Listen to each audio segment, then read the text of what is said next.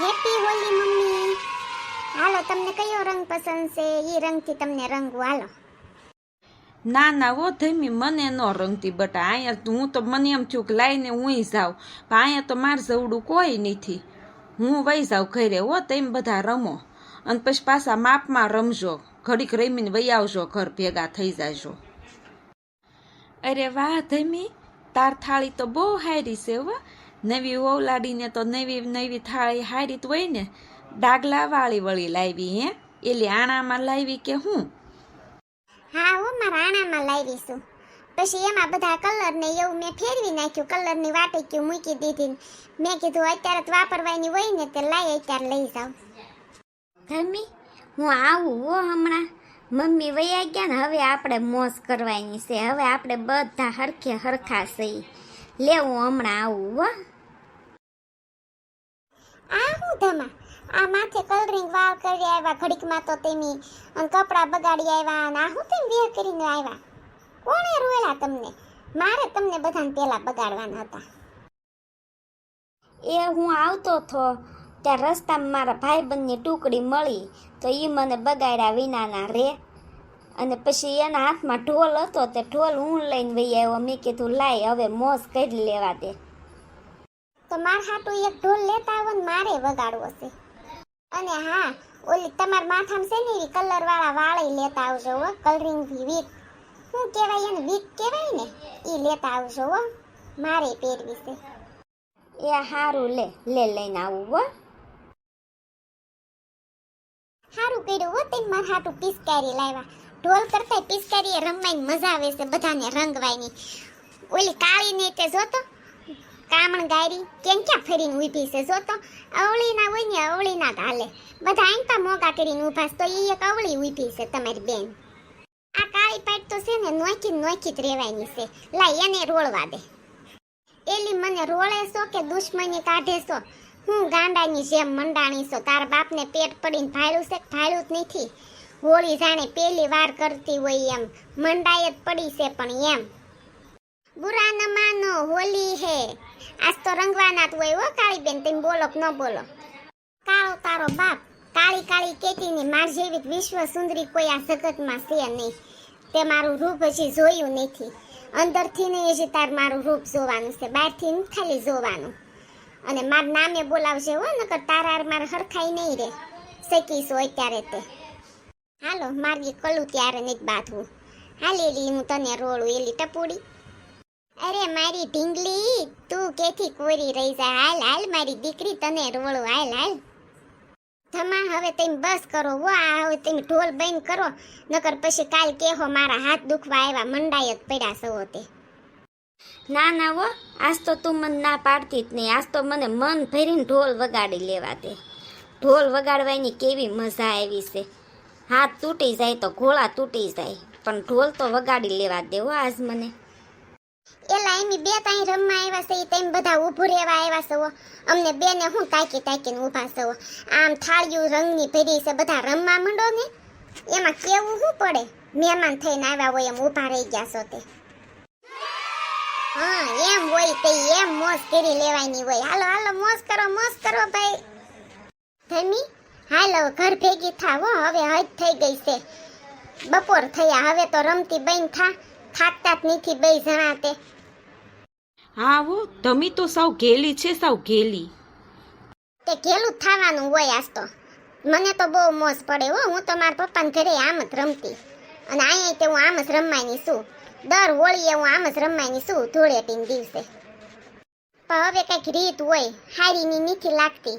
મંડાઈ પડી છો તે. આ કાંઈ નથી તાર બાપનું ઘર. હાહરાના ઘરમાં થોડીક મર્યાદામાં રહેતી હો. હાલ આમ થા ઘર ભેગી. હવે એ તમારે જવું હોય તો હાલતી ના થઈ જાવ. તમને કોઈ અહીંયા રેવ રોકાવાનું નથી કહેતું, પણ હું ને ધમો તો રમવાના જ છે. જેને ન ગમતું હોય, જેને ન રમવું હોય, હાલતા થઈ જાવ તમ તારે. એમી રમી રહેવું ને એટલે ઘરે વહી આવશું હો. હાલ હવે ઘઉં આ કોઈ વધ્યું નથી. જો હું ઢોલ મૂકી આવ્યો. હાલ હવે ઘર ભેગા થાય. હાલ, આપણી બે સિવાય કોઈ નથી રહ્યું. એલા તમે આ બેએ શું વેહ ધારણ કર્યો છે? આમ તો જો આ શું વેહમાં આવ્યા સવો, અને આ અડધા બપોર સુધી રહીમાં તો એ જે ધરાતા નથી. પિચકારીઓ લઈને આવ્યા સવો ઘરે. ધમી તને તો ખબર પડે કે ન પડે, અહીંયા કંઈ તાર બાપાનું નથી, આ હાહરાનું ઘર કહેવાય, કાંઈક તો મર્યાદા હોય કે ન હોય. મંડાય હવાર નહીં, અને હું ગઈ પછી તો આ કંઈક અલગ જ વેહ ધારણ કર્યો છે. આવો ક્યાં વેહ ધારણ કરી આવ્યા તેમ બે? એ મમ્મી હું ઓલા પણ ગયો હતો ને થોડાક કલર ને એવું બધું લેવા, ત્યાં હામાં મારા ભાઈબંધની ટુકડી મળી, એ મને મૂકે તે એન પાસેથી આ બધું લાવ્યો ને હું ઢોલ ને એવું લઈને આવ્યો હતો, વગાડતો હતો ધીમી કે મને આવું લઈ આવજો, મારે પહેરવું છે. તે પછી એને હાટું હું લઈ આવ્યો, તે પછી એણે પહેર્યું. અહીંયા આખું ઘર ભરી મૂક્યું તેમી તો બે, હવે તો બેન થાવ, આ બધું સાફ સફાઈ કોણ કરશે? મમ્મી હું તો બેન થઈ જઈશ, પણ ધીમી એમ નહીં બેન થાય.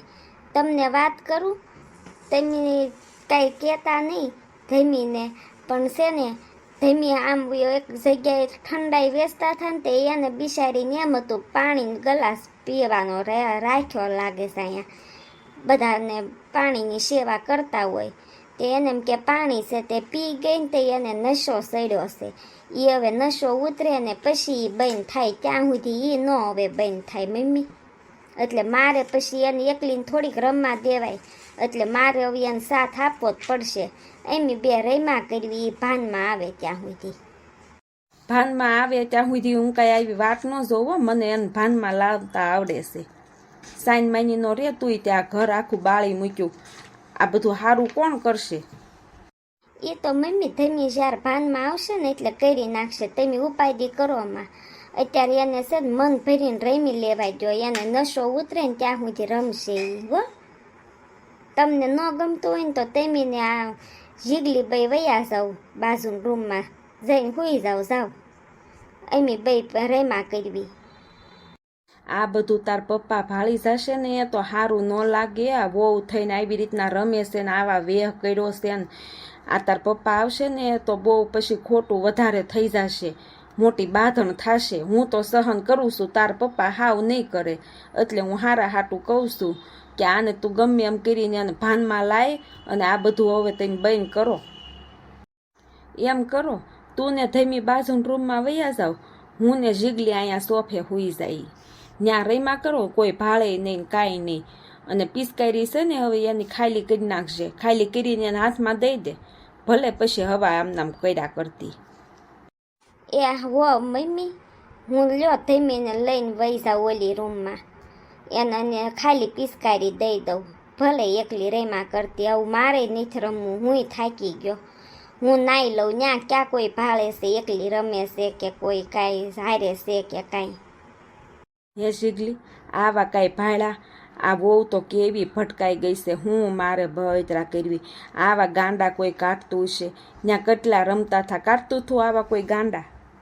ના રે ના, ગાંડા ટોળ જેવી તા એક હતી ત્યાં, બધા પેરા કપડે આવ્યા હતા ને સાનમાના ઊભા હતા, બધા આ બેને જોતા હતા, નાટક કરતા હોય એમ. એમ કોઈ રમતું નહોતું, એમ બધા જોઈને ઊભા ને ઈ બે રમતા હતા ને ગાંડા ગદોડતા હતા.